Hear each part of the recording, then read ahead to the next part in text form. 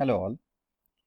So let's continue the session for TypeScript, and it's going to be second day. So agenda again is very simple. What we'll do is we will have a quick recap of what we covered yesterday.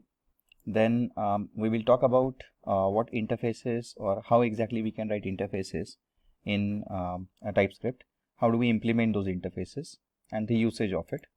Then we will talk about what exactly modules are in TypeScript, how do we import export the modules, and then finally we will discuss about generics, and then we will have a QA session. So in with specific to a quick recap, yesterday what we did was we talked about what exactly TypeScript is. So again I'm going to open a notepad and we will quickly type in here. Is going to be day 2. So we discussed about what TypeScript is. So simple TypeScript basics we discussed. Then we talked about some tools which are required for working with TypeScripts. Then we talked about creating a first program. And then in simple ways we tried to author something called as class, then functions, and then we saw simple inheritance in case of TypeScript.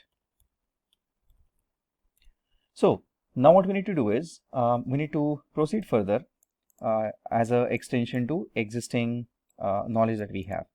So let's proceed. And as we discussed earlier as well, this is going to be completely demo oriented session, kind of a proof of concept based session. So I'm going to open VS Code again. Before that, let's open the demos folder. We are going to store all our demos here.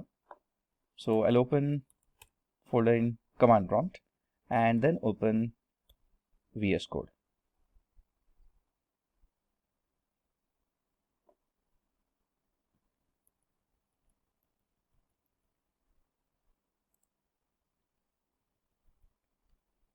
Okay, now that demos folder is open, let's create a first file today. Let's call it as 00ts. Now to start with, as I said, we need to work with interfaces. So why exactly interfaces are required? So if you are from a background of maybe Java or C#, you will understand like why exactly interfaces are required. So in general, those who learn from traditional sources, interfaces are considered or interfaces are taught to be implementation for multiple inheritance. But then when it comes to inheritance, it's like there is some X code available with some sort of class, and then what you do is you offer that for inheritance. So there is a reusability that you will see. When it comes to interfaces, you will see that interfaces can consist of typical declarations, and ultimately since they don't have any kind of a code, so there is nothing to inherit as such. So we don't inherit the interfaces. What we do is we implement the interfaces. But then is there any point in going for maybe implementing somebody else's structure? So you will find out interfaces are used a lot. So when it comes to dependency injection, when it comes to IOC, when it comes to maybe factories, you will find out you will have to go for maybe interface implementations. So we will have kind of an example build today based on top of interfaces. So let's have a completely maybe ground up kind of a approach. So let's take an example. In this 00ts file, let's say we have one simple class. So we already had created class yesterday. So I'm going to recreate the class just to have some similarities between two classes. We will simulate the behavior here. So let's have a class, maybe let's call it as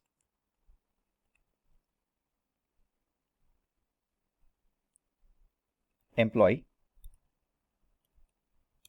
and let's say employee has a method which is going to be simple display details.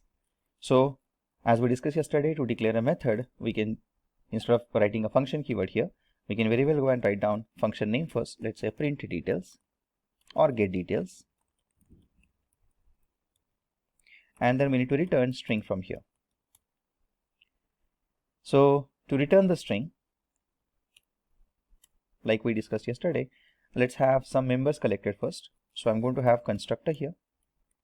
We'll use the shorthand syntax for writing the members. So let me write down public number of string type, public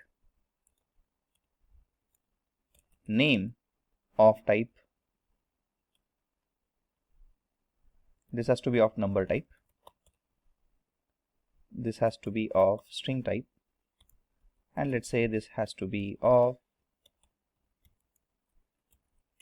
string type again. Okay, and then we will simply return the concatenation of all this. So it's going to be number plus name plus address. We need to use this keyword, so I'll use this dot number, this dot name, and this dot address. So simple addition we will have. And then just to ensure that these are employees detail, I'll add here employee details. And employee also has something like department, so I'll have department details also added. So I'll add public, which is of type string, and we'll just add additional this dot department.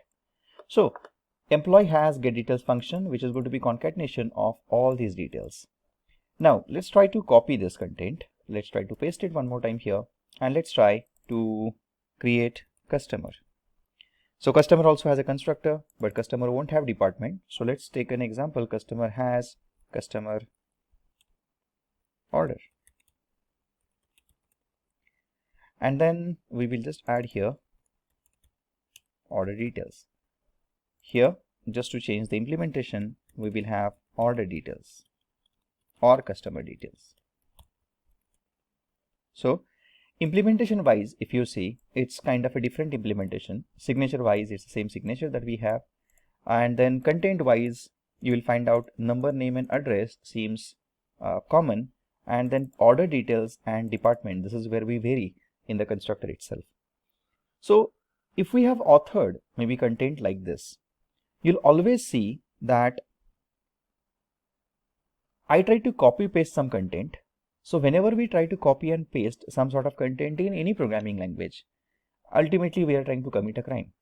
So we have to identify, or we know somewhere, that is, you are copying a code, which means there is some similarity between the code that you are about to write or about to change to, and then maybe some minute changes is what you are planning to do. In such cases, there is always a better way. There is always an alternative or best way available to author the code.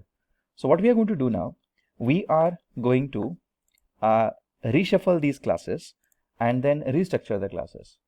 So normally, while you design any kind of application, people normally, when given a chance or given a problem statement, people may start from the top.